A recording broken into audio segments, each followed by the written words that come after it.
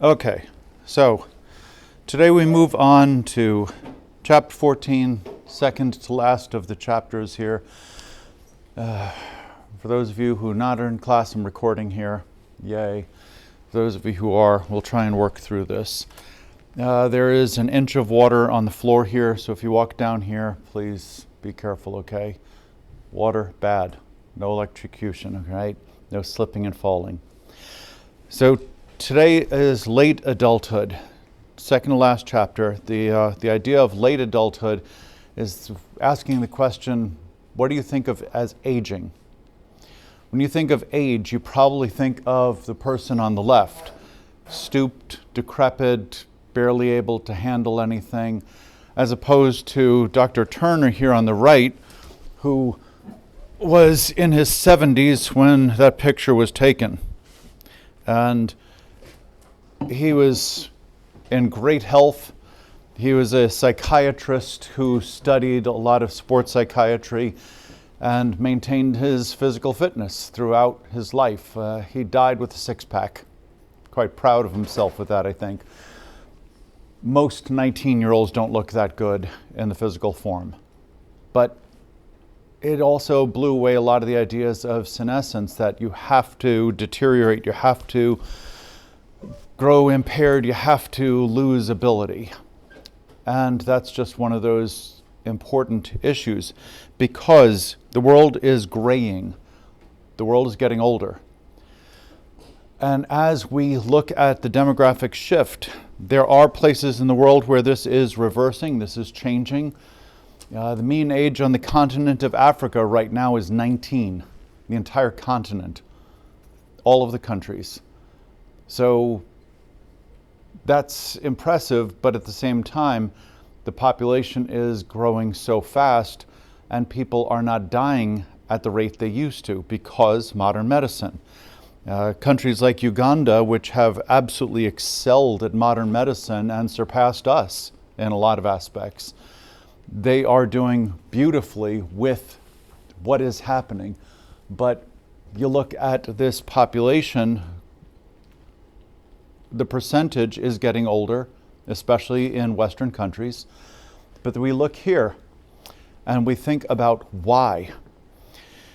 We have decreased accidents. Seatbelts alone have decreased death tremendously. OSHA, as much as everyone loves to tease OSHA, the Occupational Health and Safety Administration, those rules and regulations that you have to have harnesses, you have to have belts, you have to have non-slip floors, you have to have these other things, have tremendously decreased accidents that diminish function.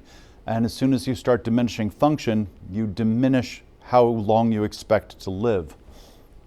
So if you look at countries, this is from India right here, and this is a classic demographic pyramid.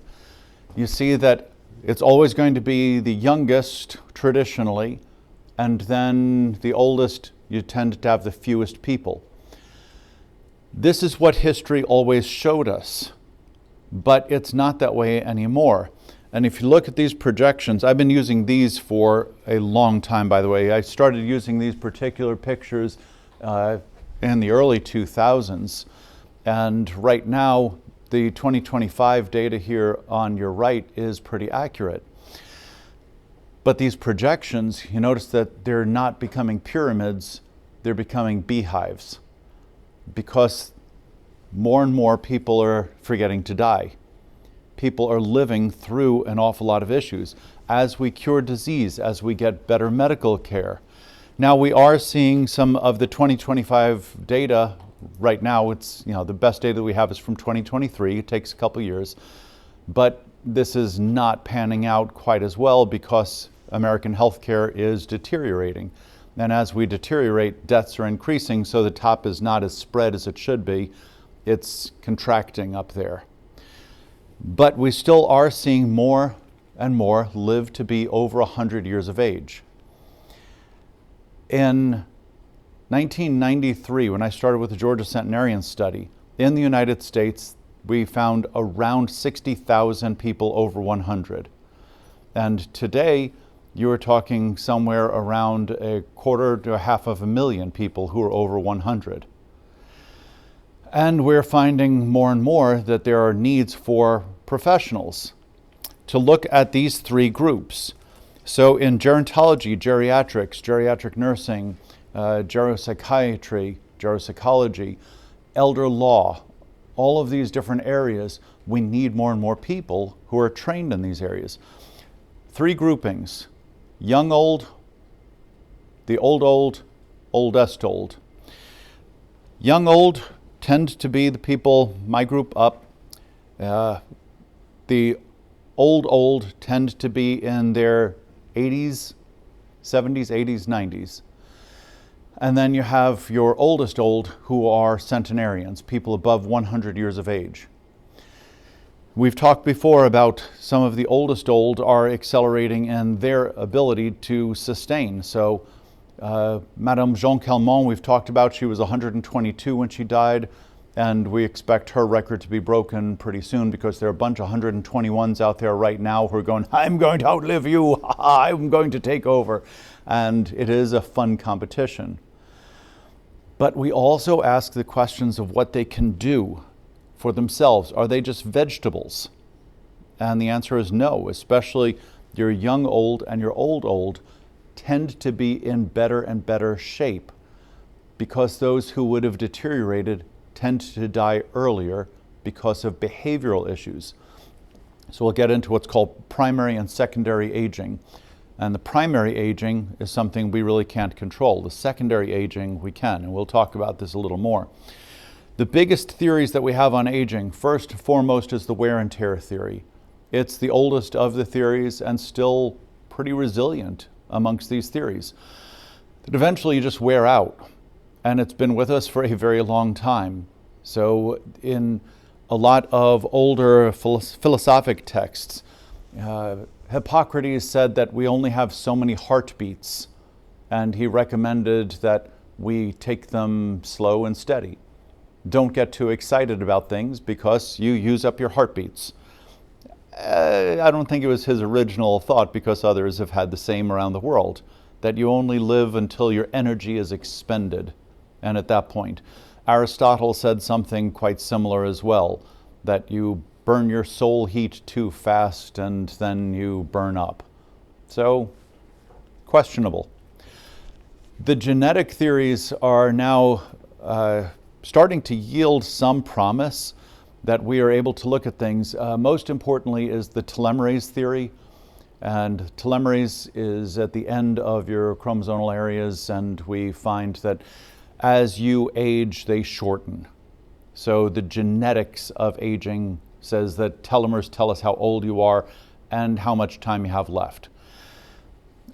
The reality is it doesn't work quite that way. There is promise overall, but at the same time it doesn't really work that way because there are so many things we do not account for yet. And then cellular aging theory says that certain things just burn out and that we need to replace cells themselves. Which is one of the reasons why a lot of cancer research is actually good research for helping us live longer. It's that beautiful interplay between health and disease. Angiogenesis can be used to promote good cell growth, not just tumor cell growth, potentially. So the question is, what's really happening? How long do you have to live?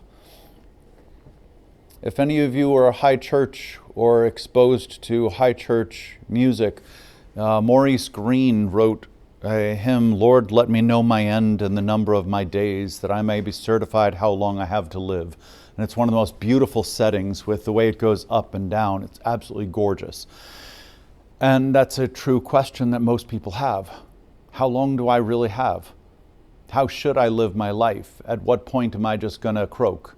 So what do I wring and wrest out of life while I have it?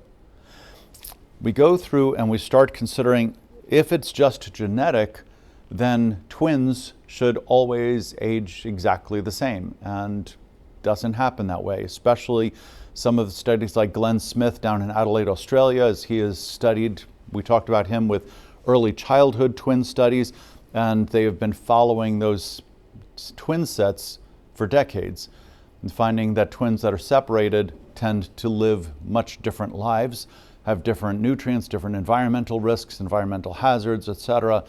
So environment plays more of a role than genetics. We get into it and we start thinking about, well, what do we think? Because the Bible tells us some pretty particular things. And this is where we need to have some good debates. That's where a lot of seminaries start off, a lot of very confused seminarians asking about, is it literal? Is it literal how old people were? That almost everyone in the Bible died during the flood. Because by ages, most people never died until the flood came, by the years. That's confusing to an awful lot of people. And we have to ask the questions. So you look at this list. I just compiled this really quickly. I used the AI that's in Bible Hub to put it together because I cheat like that. I'm easy, but at least Bible Hub I trust. And we look at Methuselah. And if Methuselah is living to almost 1,000 years old, should we take that literally? And for those of us who are inerrantists, it becomes a really troubling question. How old are you? But then we look at these quotes, Genesis and Psalm 90. And Psalm 90 is a wonderfully problematic psalm for us in science, and we love the challenge. Are you limited to 120? Well, Jean Calment was 122. Are you limited to only 70 or 80? Well, everyone above 90 makes that problematic. So we're looking at the overall. It's not, these are mandates, these are estimations. And that's important for us. They're estimations. Theoretically, could someone live to be 900 years of age? Not by our science. By divine intervention? Absolutely. By our science? Absolutely not. And that is an important balance for us to consider here. But we also have to recognize how much prejudice there is against aging. People are terrified of aging. We talked about that a couple times in here. Beauty industry, all these beauty products, anti-aging creams and serums and products, and why TikTok has these programs for 10-year-olds to develop their skin and make it more lustrous or whatever, when they already have absolutely perfect skin. It's silly. But at the same time, many of you are probably targeted with ads to keep you looking young and healthy and beautiful. Those three words always together, young and healthy and beautiful. Well, what happens if you're not young, but you're still healthy? Are you still beautiful? Can you still be beautiful? The answer is yes. But at the same time, if we are taught that the aesthetics have to be one way, are wrinkles beautiful? We asked that last week or 2 weeks ago when we talked about this. And the answer is yes. Wrinkles can be beautiful. They're interesting. They're marvelous at times. They show your personality in really clear ways. But at the same time, we are thinking about this. Right now, for those of you who are in nursing, by the way, 6.5% per year growth in geriatric nursing. One of the fastest growing areas has been since the 90s. You want job security? That's it right there. The problem is that most nurses are not trained for geriatric nursing. Most nurses are trained for pediatric nursing and then general nursing. Let's say a couple of you have said you wanted to be nurse anesthetists. Really? What is the difficulty with nurse anesthetists and aging? What do you have to consider that you don't have to consider as much in the youth? How about hydration? How about polypharmacy? What are the other issues of nutrition that are going to be different for that person? How do you react when you have the anesthesia? And that changes drastically with age under certain circumstances. So knowing those circumstances really matters. How do we go through all of this? The biggest problem that we face in social psychology and sociologically with age is this self-fulfilling prophecy. If everyone around you tells you that you're no longer competent, you're no longer able, you're no longer capable, and they put in place and they preempt you with any kind of ability, then all of a sudden you deteriorate in what you're able to perform, what you're able to do. Hopefully that makes sense to you. As other people step in to provide more and more, you become more and more reliant as a general rule. And the moment you start giving up your autonomy and exercising ability, the more you need the help.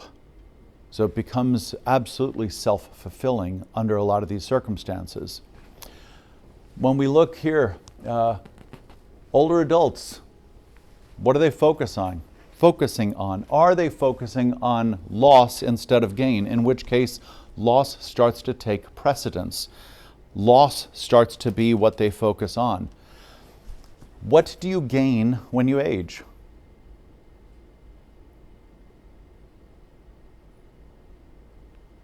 Such an empty classroom. So, Claire?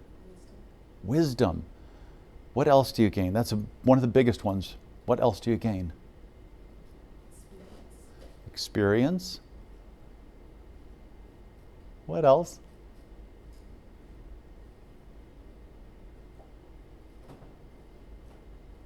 So wisdom and experience are sometimes parsed out to things like discernment. That's not the same, but it's pretty close to both of those.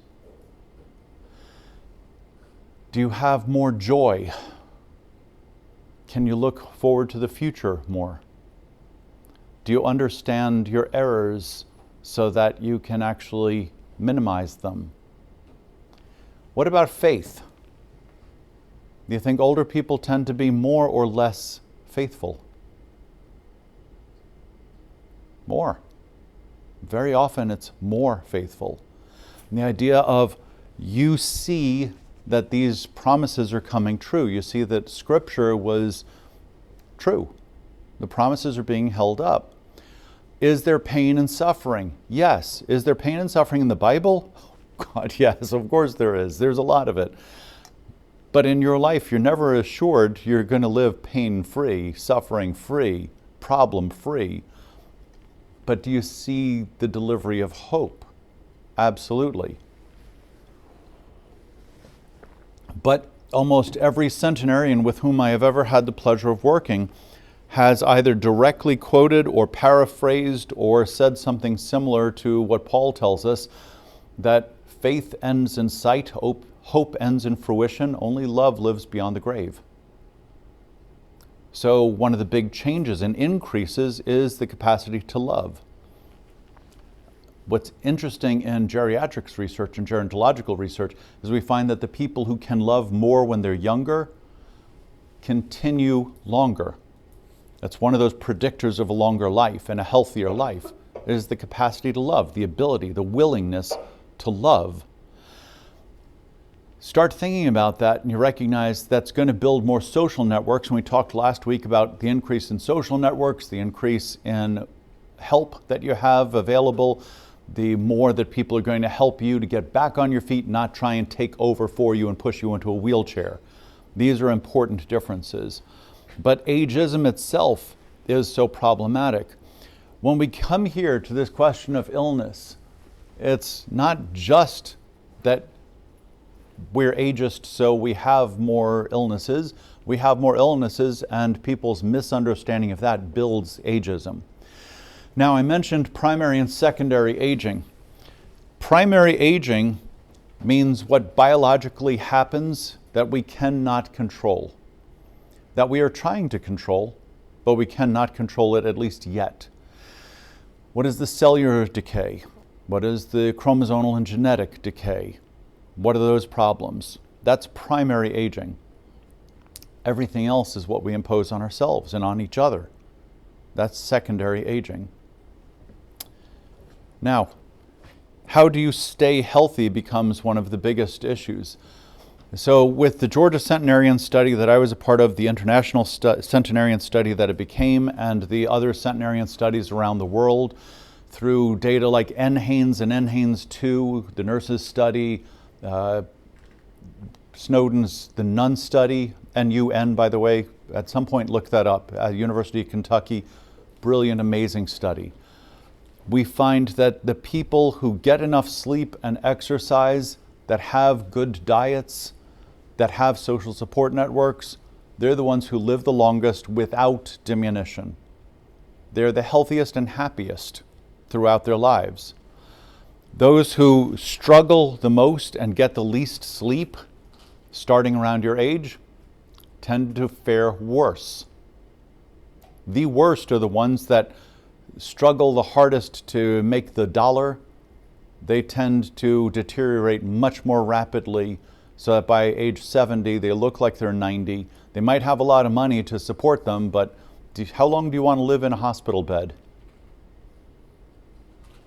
Becomes an incredibly important question. So the Gerontological Society of America, one of the biggest of the aging studies groups, has a little mantra that the point is to add life to years, not years to life. What does that mean? Add life to years, not years to life. Yeah. Or like making your years that you have left, instead of just like increasing in number, increasing in more in like functionality of your body in those years, so you're not so less time spent.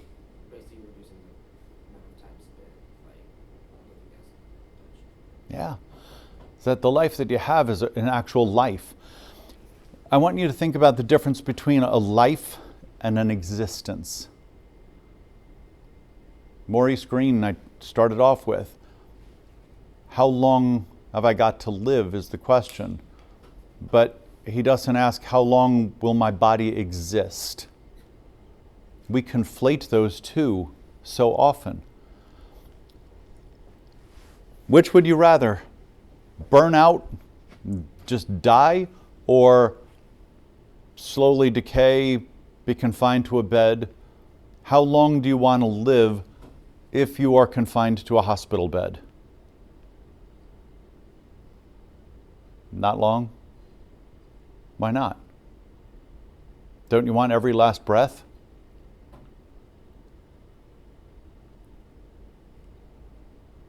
This is an important consideration, isn't it? I forget who it was, Johnny Rotten, I believe it was, sang, it's better to burn out than to fade away. No, that was about a song about Johnny Rotten. I forget who sings that. One of the folky kind of people. It's better to burn out than to fade away. At what age is that appropriate? What does it mean to go down in a blaze of glory? Is that for the youth, or is that for those who have lived their lives fully? So we look at this, what is the capacity that you have? So look at the aerobic exercise abilities. You are diminishing.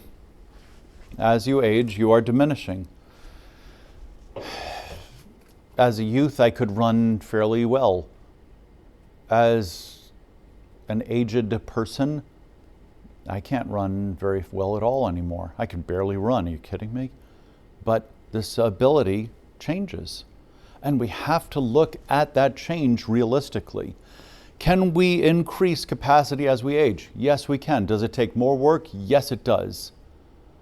At some point, look up, I think it was 2 years ago, the new world record was set for the fastest 100-yard dash by a centenarian. It's worth watching. How fast does someone in your age group run 100 meters?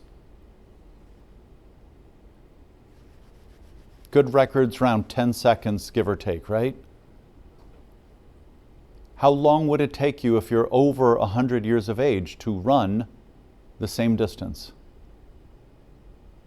What would you expect that to be? You what? It would take a minute. It takes about a minute, yeah. 64 seconds is the world record for someone over 100 years of age. Do you think that the average person over 100 runs at all? So what does that look like? A fast shuffle? It's seriously, at some point, just Google it and watch the video of it. And it is inspiring and beautiful and marvelous. Don't care about the time, care about the accomplishment. Because that's one of the biggest parts of aging for us, is that it's not always about the temporal limitations, it's about accomplishment. What can you do? What have you done? At what age are you supposed to be successful? Is the question that at your age people need to ask you. What is society telling you you have to have as an age of success? 30? 35? By then you have to have it all, really? At what point do you have the full ability to live out you instead of what others have told you you should live out? It's an unbelievably important question. How old was J.K. Rowling when she wrote Harry Potter? How old were almost all of these great authors when they finally write something? How old was Hemingway? All of these great artists of different types. They tend to be older and have the wisdom, the discernment, the experience that Claire mentioned before. These are the issues that we tend to focus on with age. And remember, we talked about Margaret and Paul Baltus, the Baltus and Baltus idea of selective optimization with compensation. That can be built into your life now and extend out farther.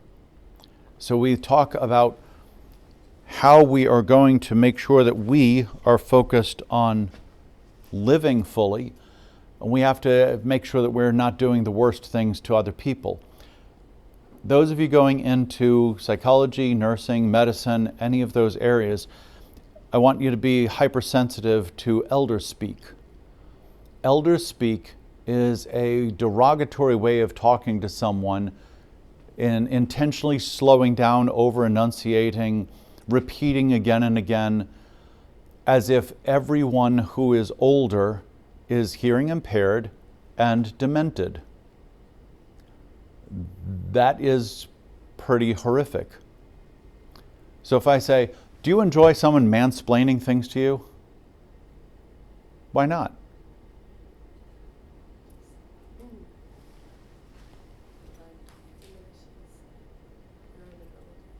Yeah, it diminishes who you are.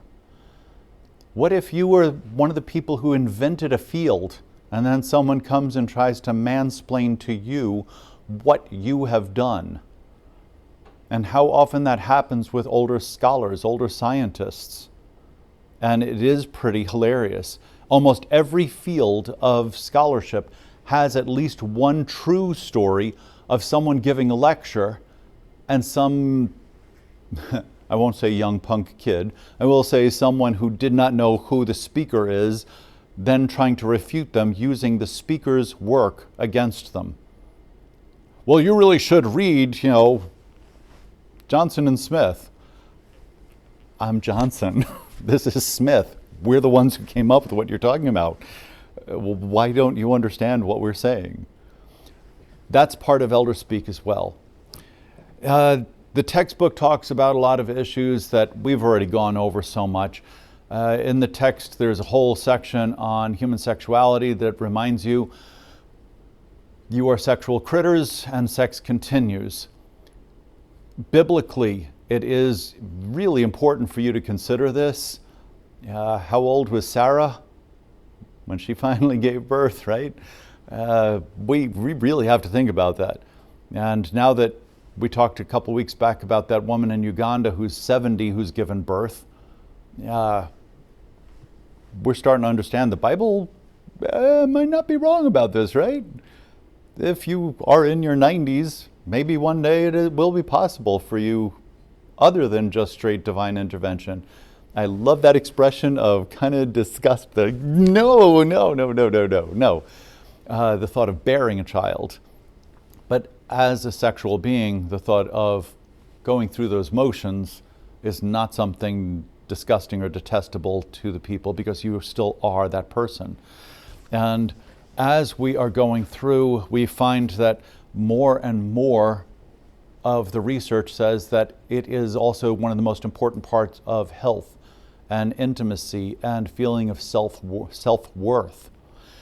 So women's health might not be covered by insurance, but men's reproductive assistant aids, the drugs that are sometimes used by men to be able to do certain things, those are almost always covered by insurance. And partly because that way we have more unity of a couple, and it's not that someone says, oh, it's just I'm not desirable anymore, I'm not capable, I'm not a full man or full woman or whatever it is anymore. So that's all we really have to talk about it. Now, I've mentioned selective optimization with compensation, Baltus and Baltus, many times. I really want to make sure that you're reading through this. What do you pick to focus on? It's one of the reasons why we find so many great artists, so many great writers, graphic artists, all the rest, are able to build into their career because they're selecting, then optimizing, and then compensating best as they get older. That is part of the beauty we find here in this. But we also find a lot of issues. Your eyes tend to diminish. So we look at these statistics right here. Only about 10% of people over 65 see well without glasses. For those of us that have had cataract surgery, retinal repair, corneal repair, all the rest of the stuff that some of us have gone through recently, I can tell you from experience, it's not fun, but at the same time, it changes your life. That we have this ability, that we have Callahan Eye Institute right here, one of the best eye hospitals in the country, possibly in the world. All of a sudden, it changes the view. And I do mean that as a joke as well. I want you to think about how important it is. What does your sight allow you to do right now? Have any of you ever walked around with visual inhibitors of any kind? Try something simple. Take a little bit of like petroleum jelly, put it on your glasses. Just sunglasses is fine if you don't have other regular glasses. Just put a little petroleum jelly on and it blurs and it changes and it makes things wavy. Take a little dot of paper and put it right onto that petroleum jelly, just in the center. All of a sudden you start understanding a little bit more of what it is. I actually have visual simulators for these pathologies right here. What does macular degeneration look like? What does glaucoma look like? What do cataracts look like? And those visual simulators we use in sensation and perception in this department, and have you walk around holding hands in pairs. And everyone's like, well, why do we have to hold hands? That's stupid. Like, just take 20 steps and tell me why I'm asking you to hold hands. And then when people start bumping into things and about to fall, they're like, oh, this is a lot harder than I thought. Yeah. We want you to think through so that you're more sympathetic. Yeah.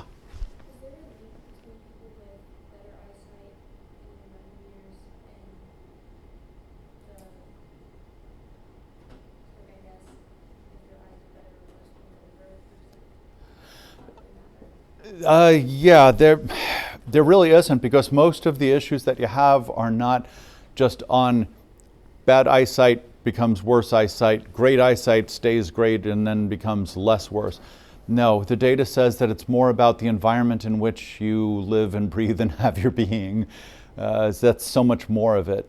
Your nutrition is a big area of debate. We used to say that it was the ACE, the visual ACE, vitamins A, C, and E, and unfortunately that's not necessarily true. During World War II, people promoted eating carrots. You know about this? Yeah. Tell me. I'm going to say that here's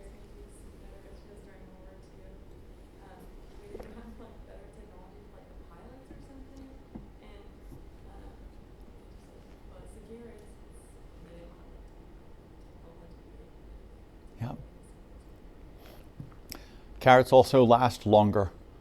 So you can have more carrots and stay, but carrots were not popular, especially what are called Dutch carrots, which is probably the only carrot most of you have ever seen is a Dutch carrot, which is a hybrid that is pretty recent historically.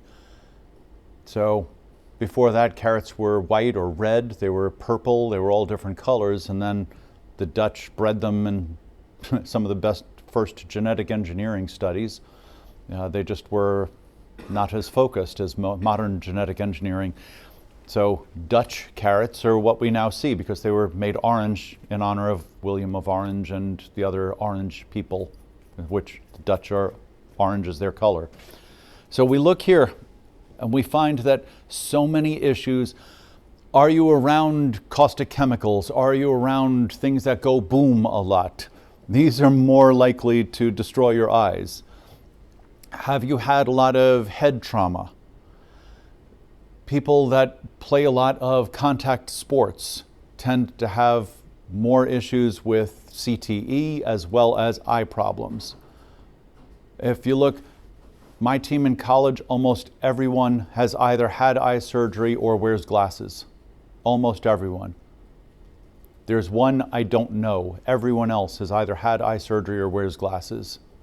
That's part of the reality of it. When we're going through here, there are issues that are environmental with hearing. Now, environmental, remember that you learned in Gen Psych there are two forms of deafness, nerve deafness and conduction deafness. You remember those? It's incredibly important that you look through those. Incredibly important that you think, because not all older adults go deaf. The more exposure to loud noises, the more likely you are to have deafness. So that friend of yours from high school who put $1,000 into a stereo system in his car, that the car was only $500 probably, but he cranks it all the time, had to put a bigger alternator in order to power the amplifier and the rest of it, that person is going to be deaf. Please don't fall out of your chair. Thank you, Mark. That person who had the loud stereo, they're going to be deaf by the time they're 40, most likely. The person who runs the jackhammer, the person who runs the heavy equipment but doesn't wear the ear protection, oh, I don't need this, my hearing's great. You don't even notice that your hearing diminishes so rapidly. So the folly of humans, that's the biggest part of auditory issues. So we ask about the Cronus system. Remember Bronfenbrenner, all those concentric circles from endosystem, exosystem, mesosystem, all the rest of it. Well, those go along. So think about it kind of like a Stuckey's pecan log that is rolled up and it's long. So you can have the slices. And most of the time we look at the slice, but it's the roulade. It's long and you have different parts. You have a beginning, you have an end. And it's across that span. That's what we call the chronosphere. And that chronosphere is this change according to time. At any moment, the primary influences on your development change from one area to the next within those concentric circles, but they're always moving along this line of time. As we're able to have better data, and your generation, since you strap watches onto yourselves that keep track of your heart rate, your sleep cycle, your nutrition, your steps, your periods, all these other things that are incredibly invasive when you get down to it. But at the same time, we'll probably be able to track your generation really accurately and put that data together. And as people die off from your generation that have worn this tech their whole lives, we'll have incredibly good data to start looking at what are the common features of senescence versus longevity. In the brain, though, we tend to have some slowdown. And I want you to think about it like this. If I look at my laptop, we change laptops pretty often here. That's one of the things I love about Samford. Every 4 years, we replace our laptops because after a while, you build up stuff on your laptop. Your laptop As you fill that up with more programs, more data, as you use it more, it has more cookies on it, it has all this other stuff built up, the bloatware, it slows down. Have any of you ever tried a fresh install of your operating system on a computer? And a computer that you are really frustrated because it is so old, so slow, you're like, I just need to get rid of this piece of garbage. But then you might have like a parent or a sibling who's like, let's have a fresh reinstallation of the operating system. And all of a sudden it's back to the way it was when you first had it. It's fast as can be again. That's a part of why our brain's slow, because we start accumulating so much stuff.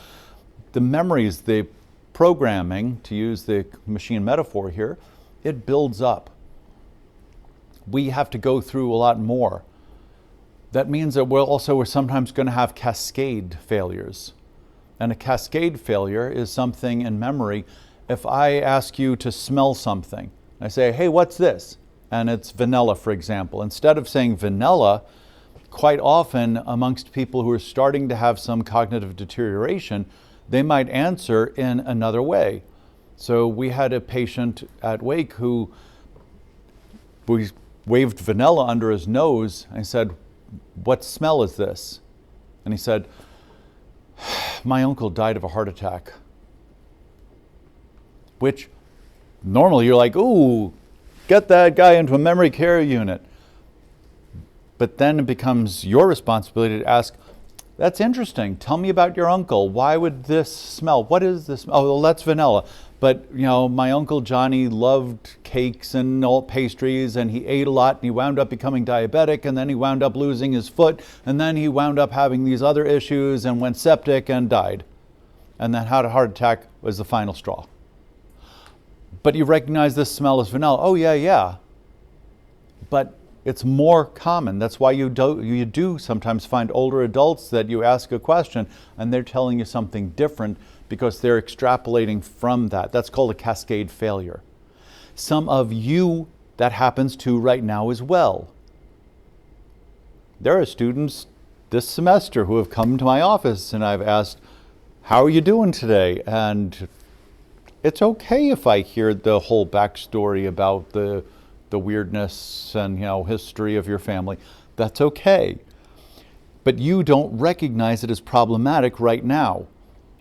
You don't start freaking out, oh my God, I've got dementia, I've got Alzheimer's, if you forget where your keys are several times. You just say, I'm really stressed out. Whereas once you're past 60, you start going, oh, I'm forgetting my keys, I must be demented, I'm early onset dementia, let me go get tested. Which isn't always the most appropriate response. How we deal with these exigencies of life, that's more the question for us here. But the brain does tend to slow down, and as we look, people who do not take care of themselves tend to have more brain atrophy.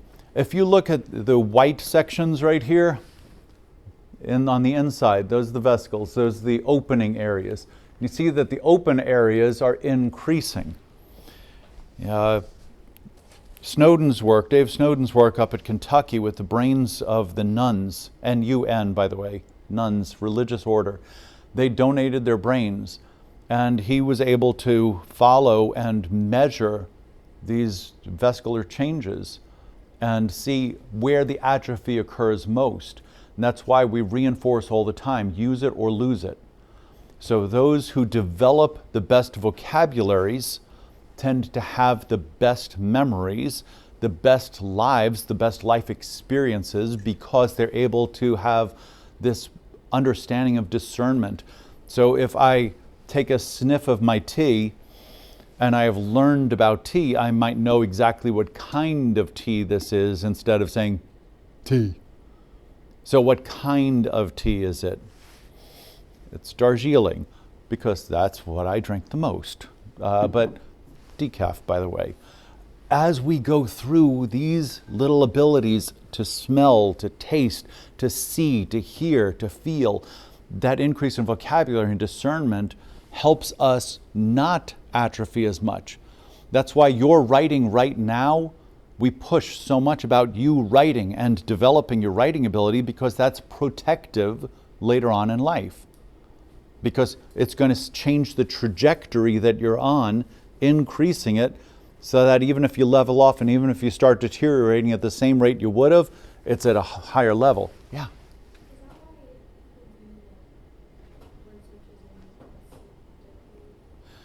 Yes. That's why we try and push you to do a lot of things like Sudoku and all of these exercises.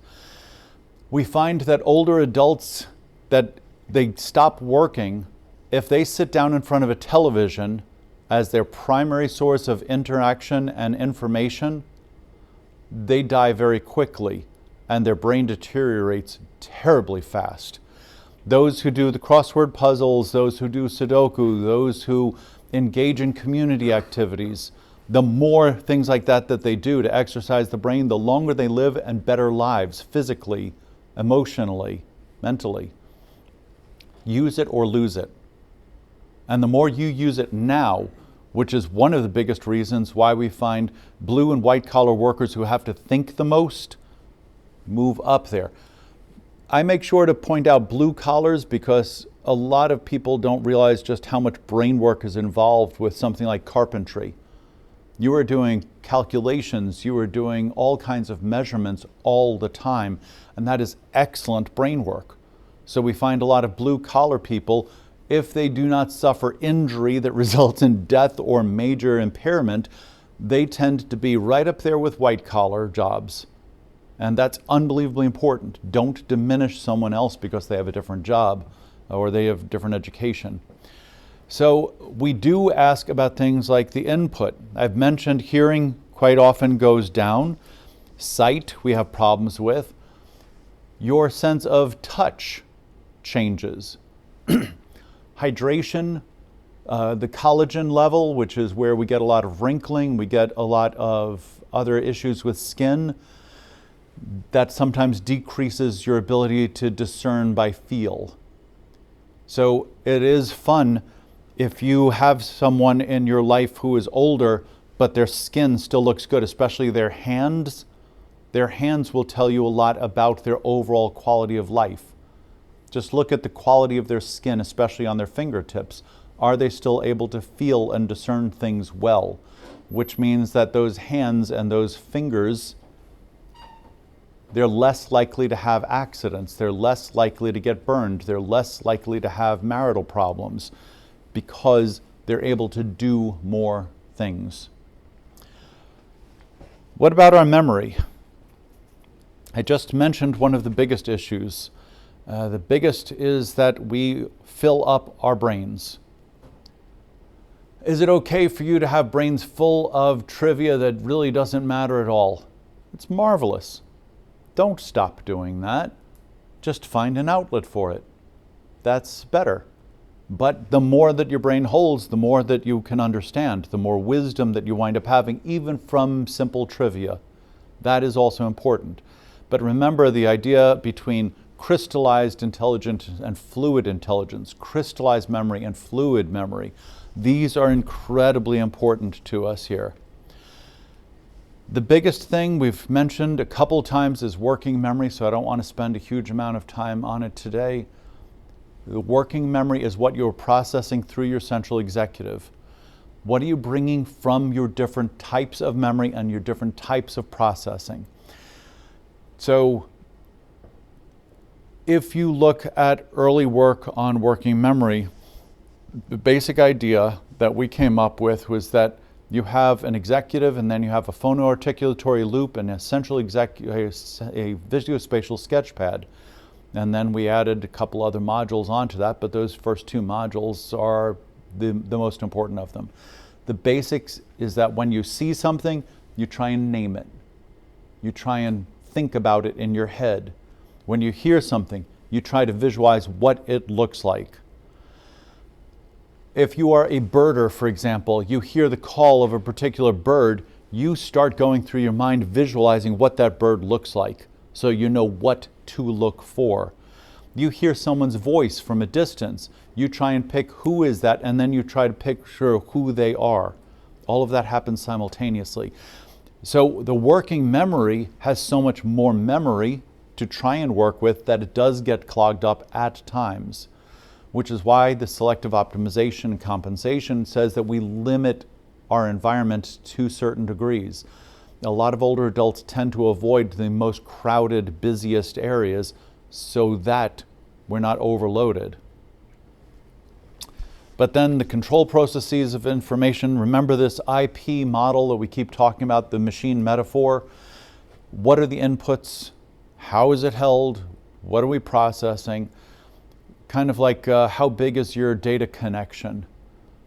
So if you have fiber to your house, that's different from having dial-up modem. That's 1200 baud or whatever. It's hugely different. And a lot of people put in control processes similar to that. And sometimes those break down. We try and limit what we hear, what we focus on. We try and put blinders on ourselves so that we're just thinking about this thing. We're just thinking about that thing. And if we do that when we're younger, we tend to have less ability when we're older. Now, in an age where so many students, so many in this class are diagnosed with ADHD, for example, what is that going to yield when you get older? Especially since we have no idea of what are the effects of the drugs that we just hand out like candy, basically. Overemphasis, I know, but good hyperbole here. I want you to think about that. We have no idea what the long-term effects are of the drugs that we're giving you. You know, we did not even 5-year studies on them, and we're giving them to you for 50. So how does that really go in here?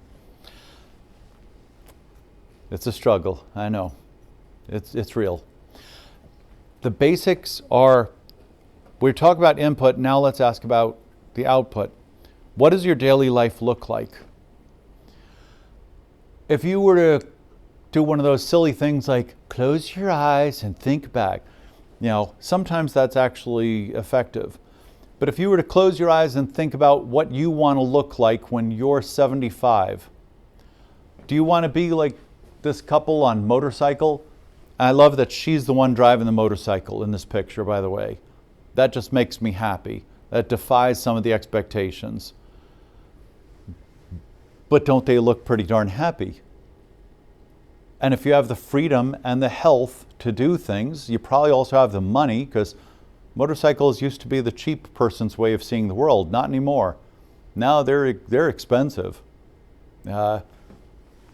You buy yourself a new Harley Davidson for $100,000 to travel across America, you better have some good outputs, but you better have enough health to do it. You have to still have balance, which means you don't have drastic polypharmacy that impedes your balance, gives you vertigo. You have hydration for the same. You have physical stamina. You are hydrated enough that you don't have bladder issues. Biggest counterintuitive most people face is that they stop drinking water because they start having to pee more, and the more that you stop drinking water, the less muscular control, so the more that you wind up peeing out. And if you just drank water, you wouldn't have to pee so much, which is counterintuitive. But that's what almost every geriatrician on the planet finds, every urologist finds. Would we rather kickbacks from drug companies? Yeah, but at the same time, let's go through it. The biggest take-home message for us in a lot of ways for all this research is ecological validity. What does it matter in your life? How is it going to help you? And that's where we have some of these issues of what do you do? What do you want to do? What are the things that you prioritize and add into your life? What do you take out of your lives? Because your life and your life are not going to be the same. Different environments, and it might be something as simple as I decided to save on my housing, so I bought cheap wood paneling from the Home Depot or Lowe's or whatever it is, not to name any store, but the cheapest wood paneling quite often is processed with formaldehyde. You don't want to be breathing formaldehyde. That was one of the big problems that we faced in the 60s and 70s, is almost every mobile home in America was off-gassing things like formaldehyde. So you have these poorest people who are most vulnerable living in substandard accommodation, but at least it was theirs, and they had that level of independence, but they were breathing in off-gassed toxins, carcinogens, things that were deleterious to brain development for their children. So we find a lot of the ecological issues here. Do we measure what's necessary for real life, or are we measuring things that are so laboratory focused? If all of our research is only done on university campuses, it doesn't have much validity, which is why so many of these studies like NHANES, the Georgia Centenarian study, all these others meant so much, because they were all attempting to be ecologically valid, and it changed a lot of aging research. When we get into what we're fighting against, the most important of them in reality are neurodegenerative diseases. Given a choice, and this is from a perspective that I've been studying this for 30-something years, given a choice between having devastating cancer that gives me a lot of pain or giving me dementia that I don't know the pain is there, I'll take the pain any day. Why would I rather have bone cancer, the most painful of all cancers? Why would I rather have that than dementia, you might ask? Any of you feel that that might be a better trade-off? Why?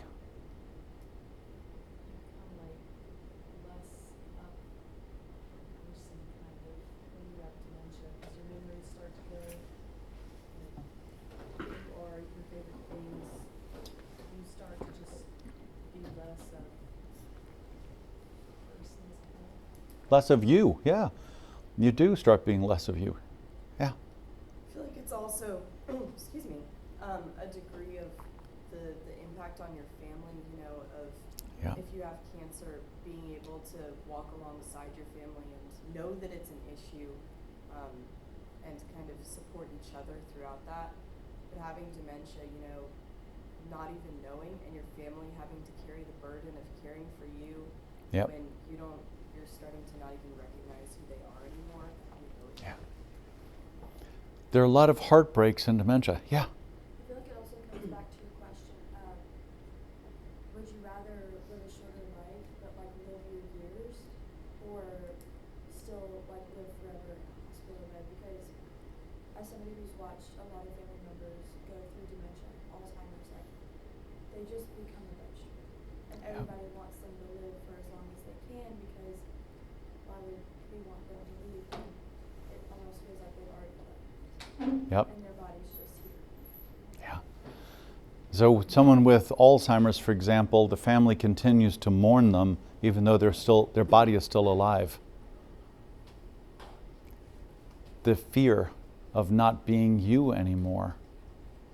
The fear of not remembering.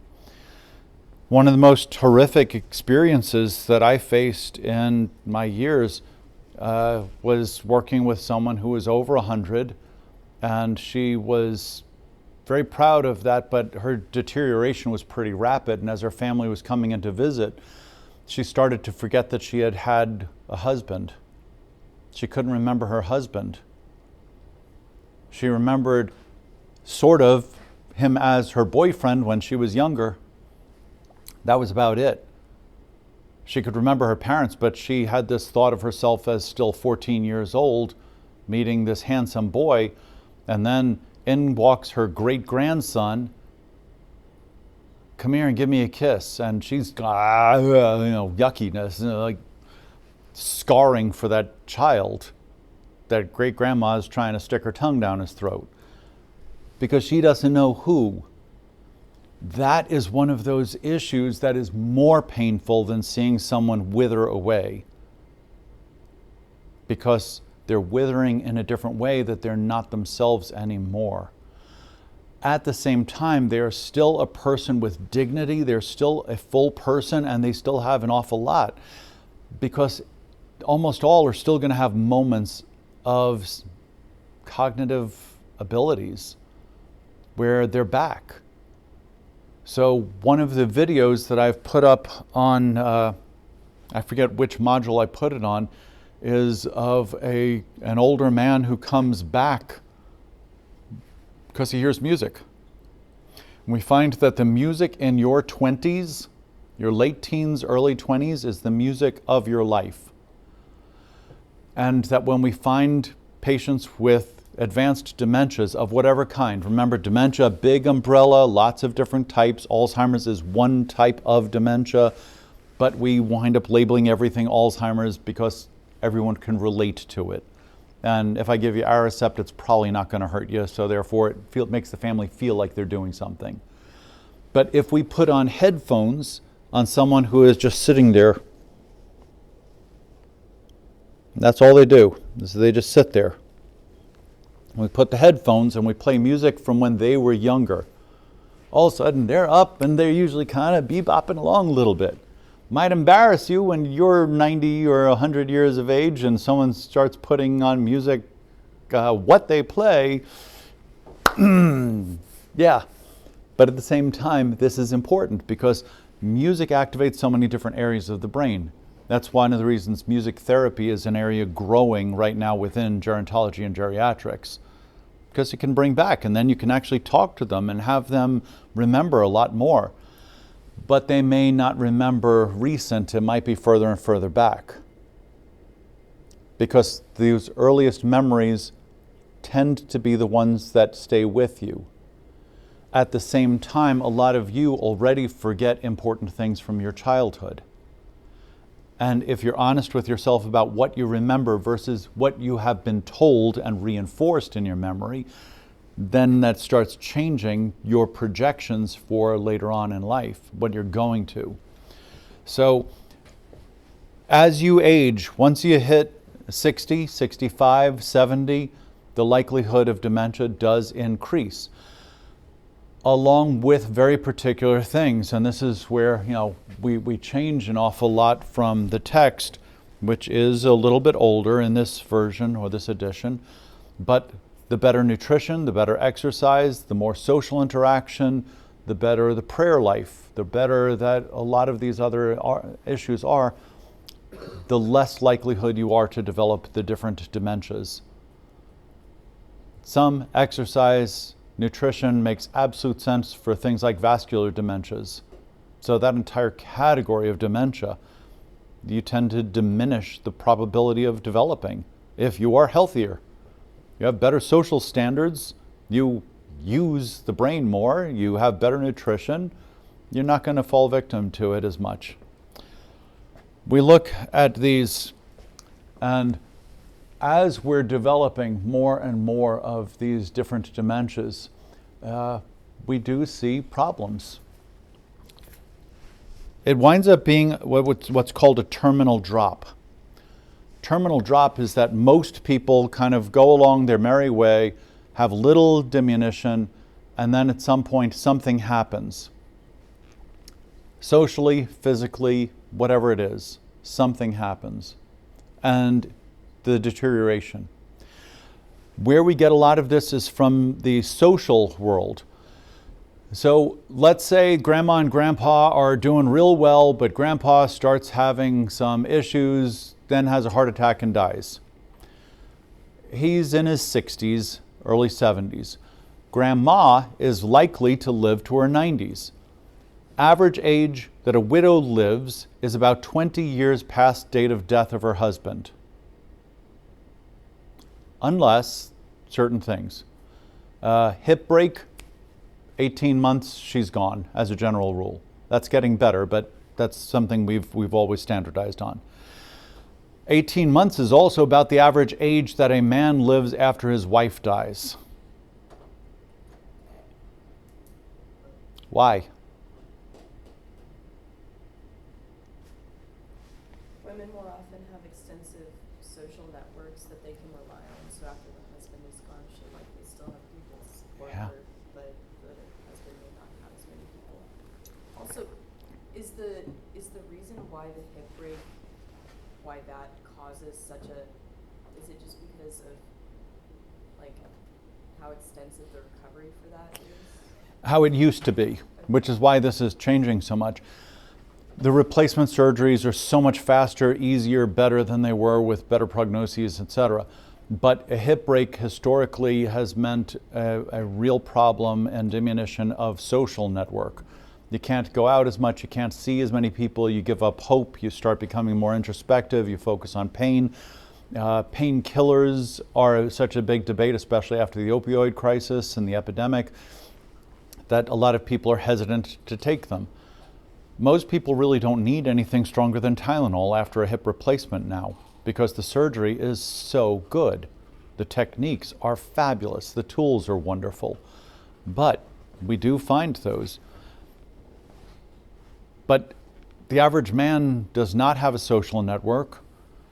We find those who have male groups, either men's breakfast studies or they're in a civic organization. You know, if they're in the Lions or Elks or Moose or Masons or something like that, they live a whole lot longer. Then it's almost back to that 20 years that the woman would face. Usually not as much, but usually close. So the social support plays in here so importantly. I want to make sure that you understand how many different types of dementing pathologies there are, how many different types of diseases there are, and that's part of life though. But thinking through, am I living my life fully now versus what am I planning for later on? And you find that the people who live their life to the full, or to the fullest, depending on your English, those are the ones who tend to live longer. And if not, they're the ones that burn out instead of fading away. We go through Alzheimer's itself.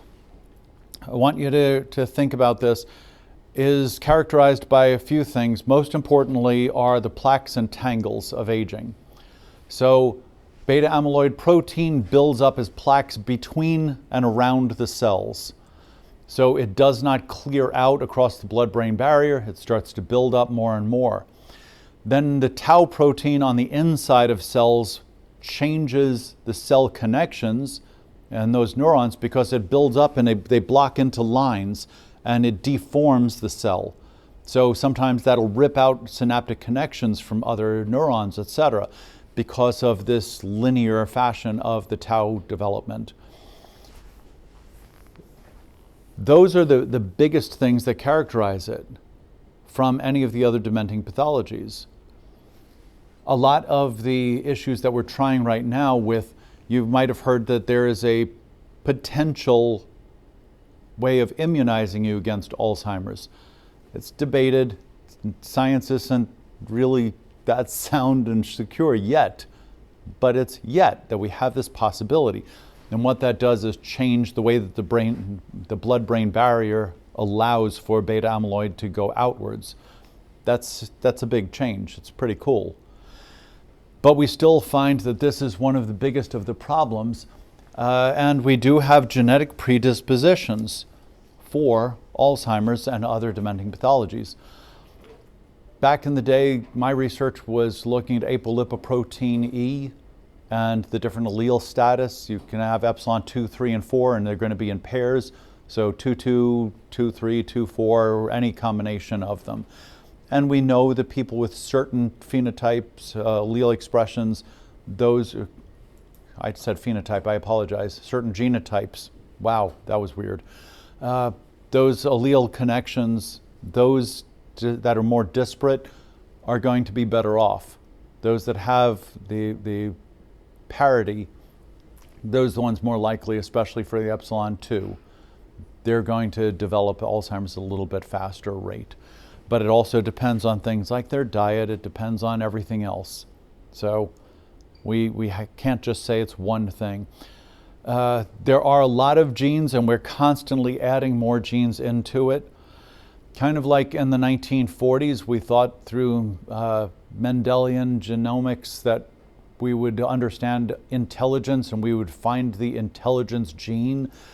And there were several claims that they found the intelligence gene. And almost all modern genetics rests upon the realization that no one gene ever controls anything. That's almost the case. It is unbelievably rare when a single gene controls anything. Even things like eye color, we can override. we can change the expression. So never forget the whole thing of PKU that we discussed in those first couple of weeks of class to discuss epigenetics. PKU you're born with. If you eat proteins that you can't digest and process through and clear, you build up, you have a form of mental retardation. If you don't eat those proteins, you never develop it and you live more of a neurotypical life. The same thing with some of the Alzheimer's and other dementing pathologies. We're finding that there are an awful lot of protective effects from certain foods. It's just we're not controlling enough for the data because our science isn't quite good enough yet. Hopefully by the time that you're leading labs somewhere, it will be a whole lot further along. Will there be a cure? Yeah, someday, probably. So the different stages, this is important for us to think because of people around us. The problem here is that these are also common in almost everybody. So, general information. If I were to ask you right now, who was the governor of Alabama during the Civil Rights Movement, you might remember that because it was such a famous name. If I were to ask you who was the first governor of Alabama, would you remember that if it's not because of a class you've had recently or a favorite teacher that you had in high school who drilled that into your brain? Right? Do you need to know it? Have you had to think about that since you were younger? What about when you're later on and you have learned 58 different things? Right now, I'm facing this because trying to relearn Python to program the AI in my lab and make changes in there. I sometimes mess up because, in the 70s we had to learn so many languages. COBOL, Fortran, BASIC was brand new. Pascal was this brand new thing. C wasn't even thought of yet. And as you know something, it's harder to learn something similar, but it's also easy to learn something similar. What's the contradiction of easier and harder?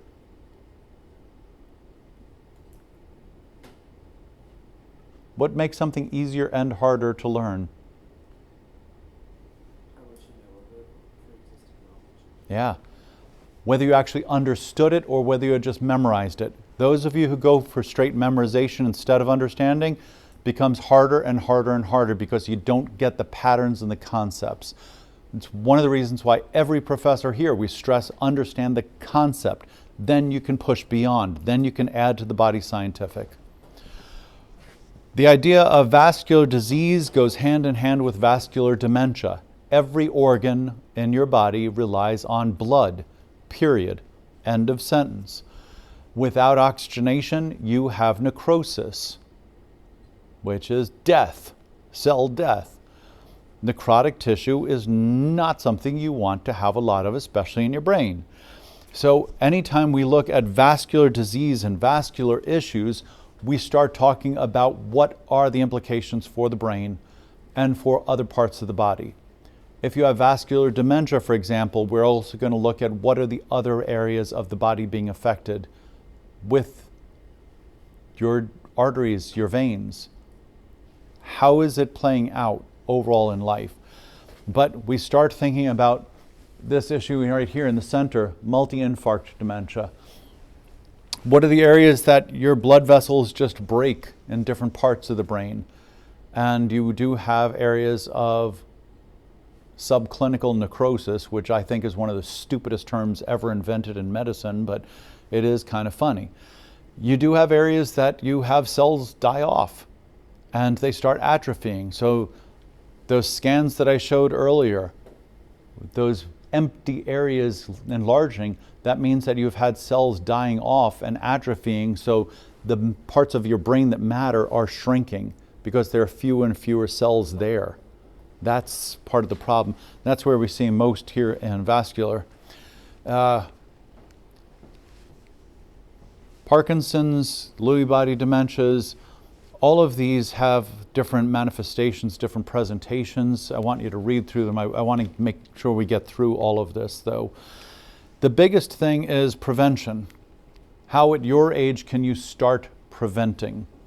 And how, if you have clients or patients or customers, can you think about helping them to prevent these pathologies? Start with education. The largest prophylaxis possible is from education. Why? Well, we've talked a little bit about the issues of information, use it or lose it. Why else was education the single best prevention for dementing pathology?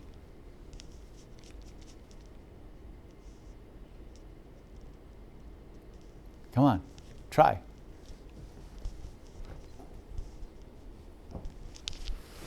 At least in America, it's more evident than other countries, but every other country we find this does not to the same extent.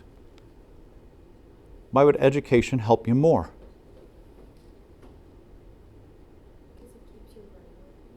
Keeps your brain working.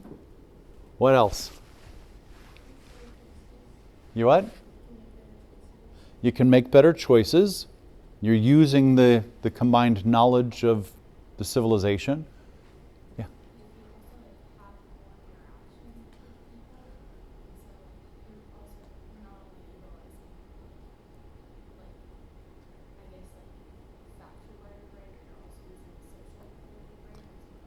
Yeah. So the more interactions, the more parts of the brain that you're using.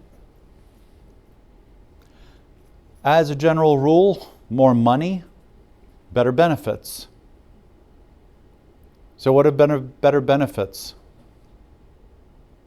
How about insurance? That's where this country is different from every other country. So the better benefits, better insurance, better health care that you get. Do we have excellent health care here in Birmingham? Oh, you better believe it. UAB is 8th largest hospital in America. Fabulous, fabulous medicine there. So we get taken care of really well here. Birmingham is a medical destination city. Can you afford it? Well, the most educated jobs tend to have the best health insurance, tend to have the best health care. So if you have more money, you're also probably eating better. The poorer you are, the more plastic is around your food. The richer you are, the healthier your food tends to be. The poorer you are, the more you have to work. The richer you are, the more you're able to exercise and play. You're able to de-stress more. We go through and we start asking about the other issues. So those who have depression, for example, if you are richer, you tend to be able to get treatment for depression. If you are poorer, you tend to not. Are you eating well? One of the biggest studies in Alzheimer's disease was linked to depression. It was Matson, 1996, who made a simple statement of nutrition that people who ate non-fried fish twice a week cut their disease rate in half for Alzheimer's. So the deeper water fish, the better you were. Fattier fish, healthier brain. People took notice, but then we started also recognizing fish is expensive, and fresh fish especially so. But that's gone out the window in the modern era. Weird question for you, trick question for you. Can you buy fresh tuna in Birmingham?